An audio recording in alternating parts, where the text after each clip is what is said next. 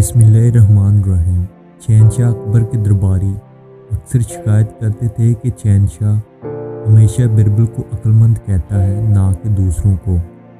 ایک دن بادشاہ نے اپنے تمام درباریوں کو دربار میں بلایا اور 2 ہاتھ لمبی اور 2 ہاتھ چوڑی ایک چادر دیتے ہوئے کہا کہ اگر تم مجھے اس چادر سے سر سے پاؤں تک ڈھانپ دو تو میں تمہیں عقل مند سمجھوں گا۔ تمام درباریوں نے کوشش کی، لیکن شہنشاہ کو اس چادر سے پوری طرح نہ ڈھانپ سکے۔ اگر وہ سر چھپاتا تو پاؤں نکل آتے، اگر پاؤں چھپاتا تو سر چادر سے نکل آتا۔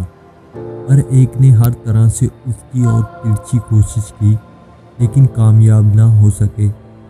اب شہنشاہ نے بربل کو بلایا اور وہی چادر دیتے ہوئے اسے ڈھانپنے کو کہا۔ جب شہنشاہ لیٹ گیا تو بربل نے شہنشاہ کی پھیلی ہوئی ٹانگیں سکڑنے کو کہا۔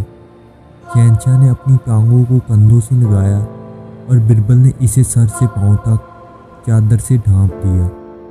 دوسرے درباری حیرت سے بربل کو دیکھ رہے تھے۔